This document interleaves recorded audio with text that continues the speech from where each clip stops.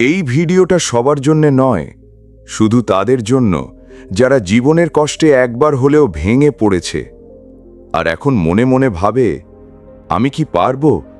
আমি কি সত্যিই কিছু বদলাতে পারি? মহাদেব একদিন পার্বতীকে বলেছিলেন, জীবন বদলায় যখন তুমি প্রশ্ন করতে শেখো, আর সেই প্রশ্নে লুকিয়ে থাকে ভাগ্য বদলের চাবি। তাই যদি তুমি সত্যিই নিজের ভাগ্যকে চ্যালেঞ্জ করতে চাও, তবে এই গল্প শুনো। মহাদেব তোমার জীবনে আলো জ্বালিয়ে দেবে। হিমালয়ের চূড়ায় ভোর রাতের কুয়াশা জমে গেছে। চাঁদের আলোয় কৈলাসের গম্ভীরতা যেন আরও গভীর হয়ে উঠেছে। সেই নির্জন শান্ত পরিবেশে বসে আছেন মহাদেব, চোখ বন্ধ, ধ্যানে স্থির। পাশে বসে আছেন দেবী পার্বতী, মুখে এক প্রশ্নের ছায়া। প্রভু। মহাদেব চোখ খোলেন না, কিন্তু বলেন, জানছি পার্বতী, তোমার মনে প্রশ্ন আছে। পার্বতী মৃদু হেসে বলেন, মানুষ কি নিজের ভাগ্য বদলাতে পারে? যদি তার জন্ম থেকে কষ্ট থাকে, সে কিভাবে তা থেকে বেরোবে? মহাদেব এবার চোখ মেলে তাকান, হালকা হাসেন। তুমি এমন প্রশ্ন করেছ যা শুধু তোমার নয়, লক্ষ কোটি মানুষের। আমি আজ একটি গল্প বলবো, যে গল্পে রয়েছে সেই উত্তরের ছায়া যা আজও অনেকেই খুঁজছে।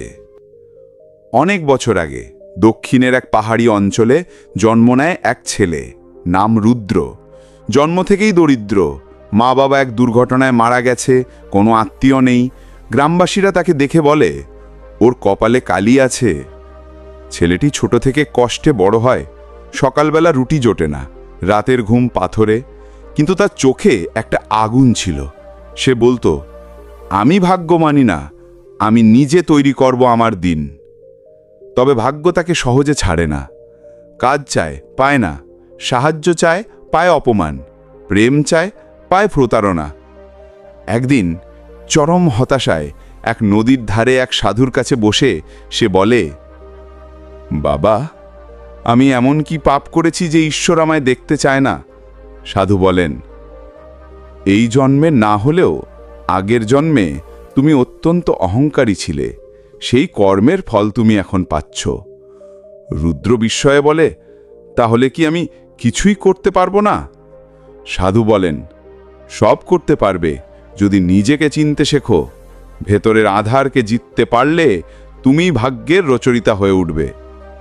রুদ্র সেই রাতেই ঠিক করে সে আর পারও কাছে যাবে না, এবার ঈশ্বরকেই খুঁজবে। সে পথে নামে। পাহাড়, জঙ্গল, তপবন, 7 বছর ধরে সে ঘুরে বেড়ায়। প্রতিটি গ্রামে নতুন কিছু শেখে, প্রতিটি আশ্রমে ধ্যান করে, কিন্তু ঈশ্বর আসে না, ভাগ্য বদলায় না।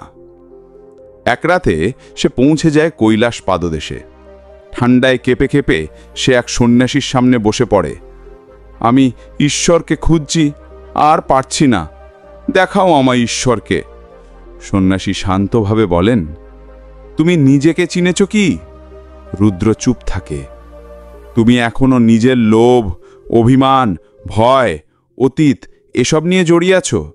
ঈশ্বরের কাছে যেতে হলে আগে নিজের ভেতরটা ঈশ্বরের উপযোগী করে তোলো। রুদ্র অবাক হয়ে বলে, আমি নিজেকে কিভাবে বদলাবো? সন্ন্যাসী বলেন, প্রথমে সত্য স্বীকার করো, তারপর ত্যাগ শেখো, তারপর ক্ষমা, তারপর ধ্যান, তারপরই খুলবে দরজা।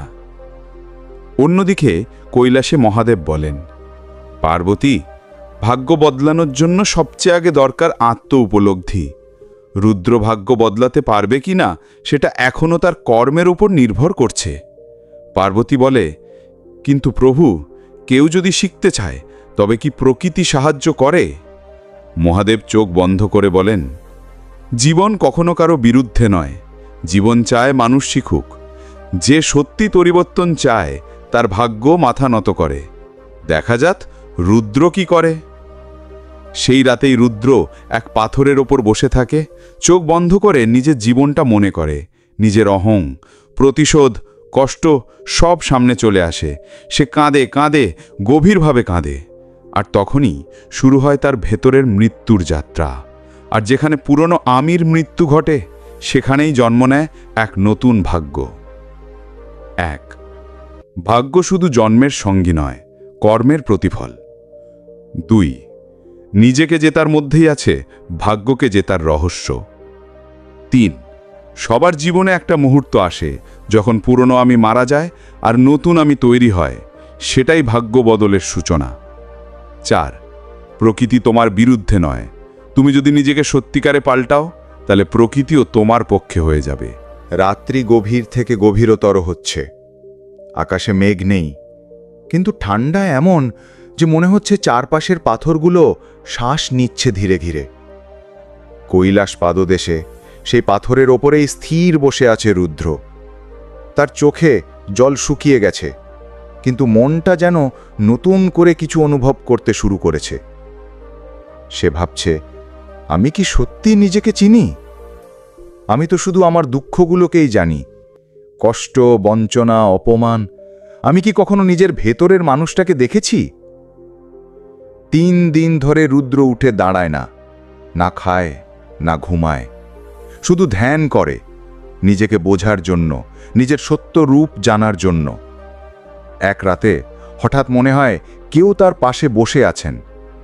সে চোখ খুলে দেখে সেই সন্ন্যাসী আবার এসেছেন। সন্ন্যাসী বলেন, তুমি এতদিন কেবল বাহ্যিকভাবে নিজেকে দোষ দিচ্ছিলে, এবার তুমি সত্যিকারের উপলব্ধি শুরু করেছ। তুমি প্রস্তুত? রুদ্র কাঁপা কণ্ঠে বলে, আমি নিজেকে দেখতে পাচ্ছি বাবা। আমার ভেতরে লুকানো রাগ, হিংসা, ভয় সব বেরিয়ে আসছে। সন্ন্যাসী বলেন, এটাই আত্ম উপলব্ধির প্রথম ধাপ, নিজের সত্যের মুখোমুখি হওয়া। রুদ্র প্রশ্ন করে, তবে কি আমি এগুতে পারি ঈশ্বরের দিকে? সন্ন্যাসী উত্তর দেন, তবে শোনো রুদ্র, এখন থেকে তোমাকে 4টে পথ পেরোতে হবে। 1. ক্ষমা, নিজেকে এবং সবাইকে ক্ষমা করতে শেখো। 2. ত্যাগ, যা তোমার অহংকার তা ত্যাগ করো। 3. নিষ্ঠা, প্রতিদিন নিজের উন্নয়নের জন্য কিছু একটা করো। 4. ধৈর্য, দ্রুত ফল চেও না, প্রকৃতি ধীরে কাজ করে। রুদ্র মাথা নত করে বলে, আমি প্রস্তুত। এবার আমি সবার আগে নিজেকে বদলাবো, অন্যদের দোষ দিয়ে নয়। নিজেকে জিজ্ঞেস করব, আমি কি করেছি? সেই রাত থেকেই শুরু হয় রুদ্রের আসল তপস্যা। সে নিচের এক গ্রামে গিয়ে আশ্রমে কাজ নেয়। সকালে ঘর ঝাড়ে, দুপুরে সবাইকে খাওয়ায়, রাতে ধ্যান করে। 1 বছর কাটে। কেউ এখন তাকে চিনতে পারে না। তার চোখে এক অপার শান্তি। কিন্তু সেই সময়ে আসে এক কঠিন পরীক্ষা। এক বৃদ্ধ তার ওপর মিথ্যে দোষ চাপায়, আমার মাটি চুরি করেছে এই লোক। গ্রামের সবাই উত্তেজিত, রুদ্রকে মারতে আসে। তখন রুদ্র কিছু বলে না, শুধু চোখ বন্ধ করে মাটিতে বসে বলে, আমি জানি আমি নির্দোষ। যদি এই অপমানের মধ্যেও আমি শান্ত থাকতে পারি, তাহলেই আমি বদলেছি। সেই রাতে কৈলাসে পার্বতী বলেন, প্রভু, তার জীবন তো আরো কঠিন হচ্ছে, আপনি তাকে সাহায্য করবেন না? মহাদেব বলেন, আমি প্রতিটা পদক্ষেপে আছি, কিন্তু সে এখন এমন এক জায়গায় পৌঁছেছে যেখানে ঈশ্বর সহায়তা করে না, ঈশ্বর পরীক্ষা নেন। পরীক্ষা পাশ করলেই ঈশ্বর প্রকাশিত হন। পরদিন গ্রামের মাটিতে আসল দোষীর সন্ধান মেলে। রুদ্র নির্দোষ প্রমাণিত হয়। সবাই লজ্জায় পড়ে, কিন্তু রুদ্র কেবল হেসে বলে, আমি নিজেকে জিতেছি, এটাই আমার জয়। আর সেই রাতেই প্রথমবার তার ধ্যানে এক আলো দেখা দেয়। সে ঘুমের মধ্যে অনুভব করে এক গভীর কণ্ঠ, রুদ্র, তুমি নিজের ভাগ্যের রচয়িতা হয়ে উঠেছ। এবার তুমি প্রস্তুত ঈশ্বরের দর্শনের জন্য। সে সকালেই আবার বেরিয়ে পড়ে কৈলাস চূড়ার দিকে। এবার তার মনে ভয় নেই, প্রশ্ন নেই, কষ্ট নেই, কেবল এক উদ্দেশ্য, দেখতে চাই সেই ঈশ্বরকে যার সন্ধানে সে নিজের জীবনকে পুড়িয়ে দিয়েছে। আর তখনই বাতাস বদলাতে শুরু করে, পাহাড় কাঁপে হালকা করে, সূর্যের আলো যেন এক দিশা তৈরি করে তার জন্য।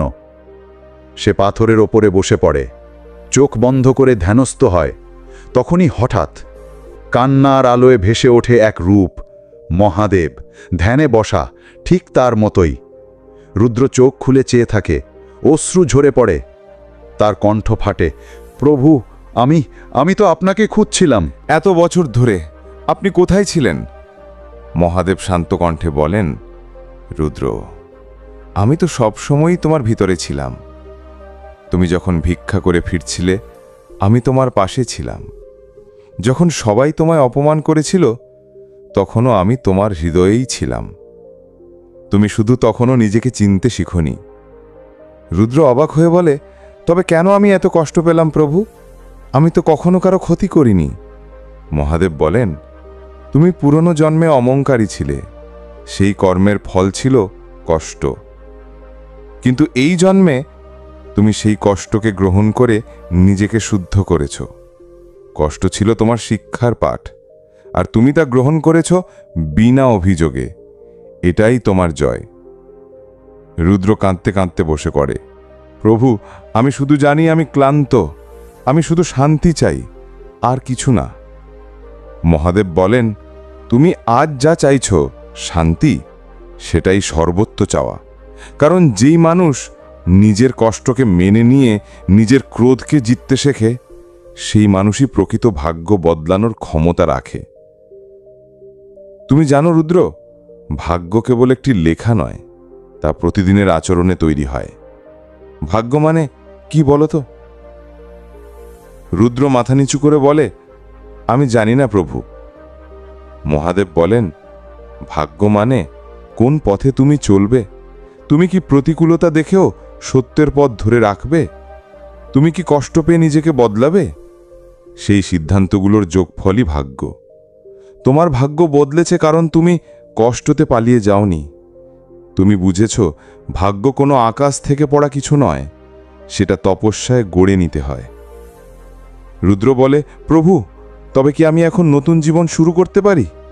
মহাদেব বলেন, তুমি তখনই নতুন জীবন পাবে যখন অন্যদের জীবনেও আলো দিতে পারবে। তোমার সংগ্রাম এখন শুধুই তোমার নয়, এখন তুমি এক পথপ্রদর্শক। যাও, ফিরে যাও পৃথিবীতে, আর তোমার গল্প বলো, যেন যারা ভেঙে পড়েছে তারা জানে ভাগ্য বদলানো সম্ভব। রুদ্র বলে, প্রভু, আমি কি বলবো? মহাদেব বলেন, বলবে, ভাগ্য লেখা থাকে ঠিকই, কিন্তু কলম থাকে তোমারই হাতে। যদি তুমি সত্যিকারের চেষ্টা করো, নিজেকে শুধরাও, তবে সেই লেখাও বদলে যায়। রুদ্র ধীরে ধীরে উঠে দাঁড়ায়। তার চোখে এখন আর জল নেই, কেবল দীপ্তি। সে বুঝেছে, সে ভিখারি নয়, অভিশপ্ত নয়, সে একজন যোদ্ধা, যে নিজের ভাগ্যের সঙ্গে যুদ্ধ করে জিতেছে। সে নিচে নেমে যায় পাহাড় থেকে, পায়ে রক্ত, হাতে কিছুই নেই, কিন্তু মনে এক সারা জীবনের আলো। আর কৈলাসে পার্বতী মহাদেবের দিকে তাকিয়ে বলেন, প্রভু, সত্যি আপনি এক অলৌকিক শিক্ষক। এই গল্প শুধু রুদ্রের নয়, লাখো মানুষের গল্প হয়ে উঠবে। মহাদেব মৃদু হাসেন, জীবন সবার শিক্ষক। আমি শুধু মনে করিয়ে দিই, তারা কতটা শক্তিশালী হতে পারে যদি তারা নিজের ভিতরের শক্তিকে জাগিয়ে তোলে। আর মনে রেখো, এক, ঈশ্বর সব সময় আমাদের সাথে থাকেন, আমরা তাকে অনুভব করতে পারি না কারণ আমরা নিজেদের চিনতে পারি না। দুই, ভাগ্য বদলানো যায় যদি কষ্টকে গ্রহণ করে নিজেকে শোধরানো যায়। তিন, প্রকৃত শান্তি আসে নিজেকে ক্ষমা করে, নিজের ভুল থেকে শিক্ষা নিয়ে। চার, ভাগ্য কেবল ঈশ্বর লেখে না, মানুষ প্রতিদিন তার কলম দিয়ে সেটা বদলায়। যে রুদ্র একদিন ছিল নিঃস্ব, আজ সে ফিরে এসেছে জ্ঞানে ভরপুর এক দীপ্তিময় যোদ্ধা হয়ে। না, তার হাতে কোনো সোনা নেই, কাঁধে নেই কোনো রাজমুকুট, কিন্তু তার চোখে রয়েছে এক অসাধারণ আলো, এক অভ্যন্তরীণ শান্তি, যা শুধু ঈশ্বরের দর্শনপ্রাপ্ত মানুষেরাই ধারণ করতে পারে। সে ফিরে যায় সেই গ্রামে যেখানে তাকে অপমান করে তাড়িয়ে দেওয়া হয়েছিল। সেই ভাঙ্গা মন্দিরের পাশেই বসে পড়ে এক পাথরের ওপর। লোকে তাকিয়ে থাকে বিস্ময়, এই কি সেই রুদ্র? ও তো হারিয়ে গিয়েছিল। কিন্তু এবার রুদ্র মুখে হাসি নিয়ে বলে, হ্যাঁ, আমি সেই রুদ্র, তবে আমি আর আগের রুদ্রময়ী। গ্রামের এক বৃদ্ধা এসে জিজ্ঞাসা করে, তুই কোথায় ছিলি বাবা? রুদ্র বলে, আমি নিজেকে খুঁজতে গিয়েছিলাম, আমার ভাগ্য খারাপ ছিল না, আমি শুধু নিজেকে চিনতে পারিনি। গ্রামের তরুণেরা ভিড় করে। একজন জিজ্ঞাসা করে, তুমি কি সত্যিই ভাগ্য বদলাতে পেরেছ? রুদ্র শান্তভাবে হাসে, হ্যাঁ, কারণ আমি নিজেকে বদলেছি। তুমি ভাগ্য বদলাতে চাও? তবে এসো, আমি শেখাবো সেই পথ। এরপর রুদ্র গ্রামের বাইরে একটি ছোট আশ্রম তৈরি করে, না কোনো দান দিয়ে, না কোনো সাহায্য নিয়ে, কেবল নিজের শ্রম আর বিশ্বাসে।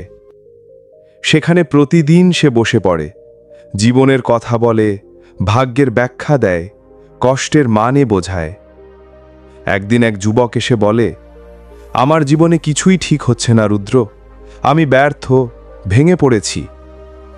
রুদ্র জিজ্ঞাসা করে, তুমি নিজের ভুলগুলো কিভাবে দেখো? যুবক বলে, আমি নিজেকে অপদার্থ মনে করি। রুদ্র বলে, সেইটাই তোমার বড় ভুল। ভুল করা খারাপ নয়, কিন্তু নিজের ভুলকে তুমি যদি নিজের পরিচয় বানিয়ে ফেলো, তবে সেটাই তোমার ভাগ্যকে অন্ধকার করে।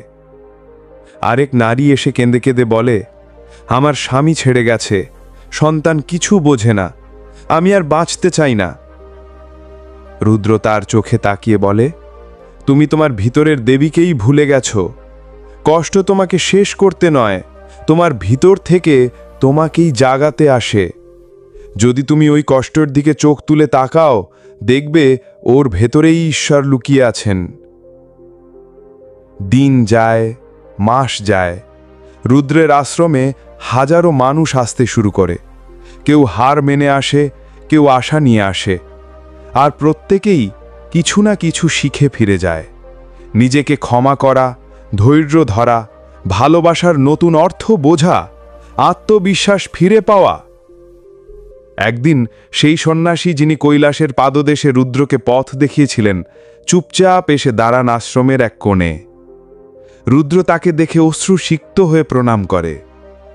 সন্ন্যাসী বলেন, রুদ্র, তুমি এখন একজন পথপ্রদর্শক। যাদের জীবন থেমে গেছে বলে মনে হয় তুমি তাদের বাতি জ্বলাচ্ছ, এটাই প্রকৃত ঈশ্বর কাজ। রুদ্র মাথা নিচু করে বলে, আমি তো কিছু জানি না বাবা। সন্ন্যাসী বলেন, যে জানে সে কিছু জানে না, সেই জানাটাই আসল শিক্ষা। তুমি এখন সেই পর্যায়ে পৌঁছেছ। সেই রাতে রুদ্র ধ্যানস্থ হয়, চোখ বন্ধ করে বলে, প্রভু, আপনি তো বলেছিলেন ভাগ্য বদলাতে হলে নিজেকে বদলাও। আমি কি আজ আপনাকে সেই পথে চলতে পেরেছি?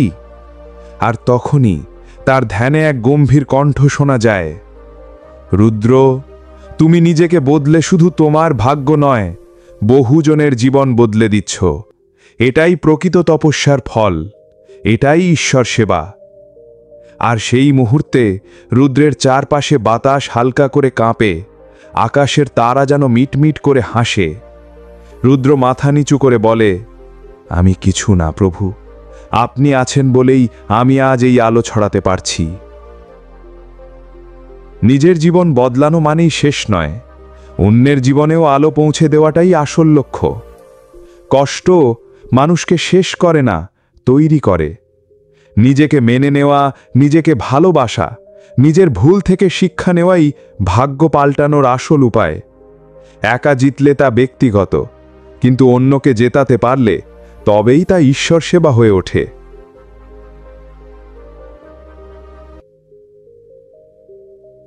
রুদ্রের আশ্রম এখন আর শুধুই আশ্রম নয়, ওটা যেন একটা জীবন্ত মন্দির, যেখানে মানুষ শুধু ঈশ্বরকে খোঁজে না, বরং নিজেকে খোঁজে। যেখানে মানুষ চোখে জল নিয়ে আসে আর মুখে হাসি নিয়ে ফিরে যায়। দিনরাত চলতে থাকে শিক্ষা, ধ্যান, অনুশীলন, কোনো নিয়মে নয়, হৃদয়ের চাহিদায়। কিন্তু একদিন রাত্রি গভীর, পাহাড় চুপ, বাতাসে হালকা এক কাঁপুনি। রুদ্র পাথরের উপর বসে চন্দ্রালোকে ধ্যান করছে। তখনই ধ্যানে আসে সেই কণ্ঠ, রুদ্র, মহাদেবর কণ্ঠ। রুদ্র বলে, প্রভু। মহাদেব বলেন, তুমি সফল হয়েছ। এখন তুমি জানো কষ্ট কিভাবে শক্তি হয়, কেমন করে ভাগ্য বদলানো যায়। আর কিভাবে মানুষ ঈশ্বরের পথে ফিরিয়ে আনা যায়। রুদ্র শান্ত গলায় জিজ্ঞাসা করে, তবে কি আমার যাত্রা শেষ প্রভু? মহাদেব বলেন, না রুদ্র, একজন সত্যিকারের সেবক কখনো থামে না। তুমি আজ একজন জ্যোতির্ময় মানব। এখন থেকে প্রতিটা যুগে, প্রতিটা সময়ে তুমি জন্মাবে ভাগ্যহারা মানুষদের আবার পথ দেখানোর জন্য। রুদ্র মাথা নিচু করে বলে, প্রভু, আমি কেবল আপনাকে খুঁজেছিলাম, আর আপনি আমায় এত বড় দায়িত্ব দিলেন। মহাদেব মৃদু হাসেন, কারণ তুমি নিজের ভিতরের অন্ধকারকে আলোতে রূপান্তরিত করতে পেরেছ। তুমি জিতেছ নিজেকে। এই জয় সর্বোচ্চ জয়। এটাই যোগ্যতা ঈশ্বরের পথ দেখানোর। সেই রাত থেকে রুদ্র আর সাধারণ কেউ রইল না। সে হয়ে উঠল এক জ্যোতি, এক আলো, এক দীপশিখা, যে জলে মানুষের ভিতরের অন্ধকার দূর করতে। বছর যায়, যুগ বদলায়। রুদ্রের শরীর হয়তো থাকে না, কিন্তু তার শিক্ষা থেকে যায়। তার গল্প ছড়িয়ে পড়ে গ্রামে গঞ্জে, বনে পাহাড়ে, মানুষের মনে। একজন বলে, আমি যখন ভেঙে পড়েছিলাম রুদ্রের গল্প আমাকে বাঁচিয়ে দিয়েছিল। আর একজন বলে, ভাগ্য বদলানো সম্ভব, এটা আমি রুদ্রের কাছেই শিখেছি। আর সেইভাবেই রুদ্র হয়ে ওঠে সময়হীন, সীমাহীন এক প্রেরণা। ভাগ্য কোনো স্থির লেখা নয়। প্রতিদিনের চিন্তা, আচরণ আর নিজের উপর বিশ্বাস, এই তিনে ভাগ্য গড়ে ওঠে। কষ্ট, অপমান ও ব্যর্থতা শেষ নয়, ওগুলোই আসল শিক্ষা। ঈশ্বর মানুষকে গড়ে তোলেন কষ্টের মধ্যে দিয়ে। নিজেকে চেনো, নিজেকে ক্ষমা করো, নিজেকে ভালোবাসো। বাইরে বদলাবে তখনই যখন ভিতর বদলাবে। ঈশ্বর বাইরে নয়, তোমার হৃদয়ে আছেন। তুমি যদি সত্য, সহানুভূতি আর নিরবিচারে এগো, তবে তার দর্শন তোমার মধ্যেই ঘটবে। যদি তুমি আলো পাও, তবে সেই আলো অন্যকে দাও, কারণ নিজের মুক্তির পর অন্যের মুক্তিই তোমার তপস্যার পরিণতি। একজন মানুষ ভাগ্যহারা নয়, সে হয় অজ্ঞান। জ্ঞানই মুক্তির পথ। তুমি যদি এখন কষ্টে থাকো, বিশ্বাস করো তুমি এক মহাযাত্রার পথে আছো। তোমার কষ্ট তোমার শেষ নয়, ওটাই তোমার শুরু। আজ রুদ্রের মতো যদি তুমি নিজের মধ্যে আলো খুঁজতে পারো, তবে তুমি নিজেই হয়ে উঠবে নিজের ভাগ্যের রচয়িতা। ভাগ্য বদলানো যায়, শুধু তার জন্য দরকার সত্যপথ, ধৈর্য আর আত্মবিশ্বাস। আর মনে রেখো, মহাদেব শুধু পাহাড়ে থাকেন না, তিনি থাকেন তোমার সাহসে, তপস্যায়, ভালোবাসায়। তাই এবার প্রশ্ন করো নিজেকে, তুমি কি রুদ্র হতে প্রস্তুত? এই গল্প যদি তোমার মনে একটুও আলো জ্বালিয়ে থাকে, তবে একটা লাইক দিও, কমেন্টে তোমার অনুভব লিখে জানাও। আর এরকম আরও জীবন বদলে দেওয়া গল্প পেতে চ্যানেলটা সাবস্ক্রাইব করতে একদম ভুলে যেও না।